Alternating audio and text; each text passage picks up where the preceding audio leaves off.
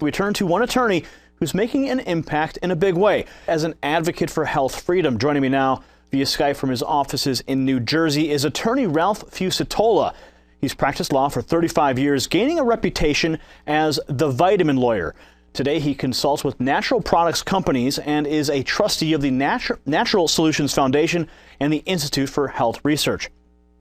He credits the Natural Solutions Foundation as given him a wonderful opportunity to have an encore career advocating for health freedom, and right now preparing major litigation to stop FDA and FTC censorship of free speech about health and food. Ralph joins us today on the program. Ralph, thanks for being here.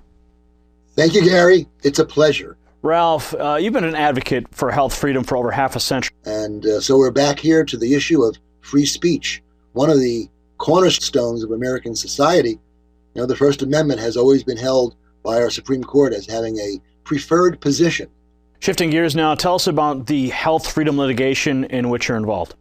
Well, you know, there's a link between the CBDs and the litigation, because back in September, we received a warning letter from the FDA and FTC together telling us we couldn't say certain things about certain nutrients. And of course, we've been seeking to get the FDA and the FTC in court for a number of years. Back in 2007, we strongly opposed their CAM guidance and stopped that through public pressure.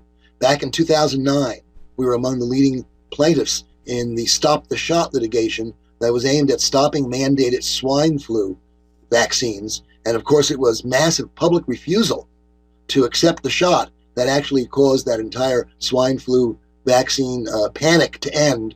And of course, it was the pandemic that never was. So we've done these things before, and we've been told by the courts on a number of occasions, hey, you don't have standing to sue. You're not being personally attacked. Well, now we're being personally attacked for telling the public about some government studies and about the nutritional benefits of nutrients. And we now can go to court. So we've been very careful to exhaust our administrative remedies. We've filed, for example, a formal public petition with the FDA asking for the FDA to protect our freedom of speech regarding health and food. And people can go to a tiny URL to actually see that petition. It's tinyurl.com/free health speech. That's the one. And you'll get to an action item where you can send messages to Congress and to your state legislators telling them that you want freedom of choice in health. Now, that's the beginning of it. I'd love to talk a little bit about why we think we can win the health freedom of speech lawsuit. For 100 years, the Supreme Court has been consistent. FDA, FTC cannot compel us to express opinions we don't hold. Congress in '94 passed the Dietary Supplement Health and Education Act. They compelled speech. They said every bottle of vitamins shall contain a statement not intended to prescribe, treat, diagnose, cure, mitigate any disease. Well, that's a forced opinion. We may or may not hold that opinion. And Congress never had the power to force that on our bottles.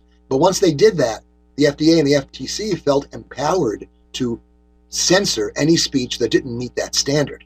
And by overturning that portion of the Dietary Supplement Health and Education Act, we will free speech about health and food. We will open up the doors to truthful information. And the Supreme Court has said that the federal government has no legitimate interest in stopping people from making what it considers bad decisions with truthful commercial information. And that's what we hope to vindicate again before the Supreme Court. All right, any last words for the audience today? Yes, go to www.gofundme.com/free health speech. That's the place to join the health revolution. All right, Ralph, thanks for joining us today.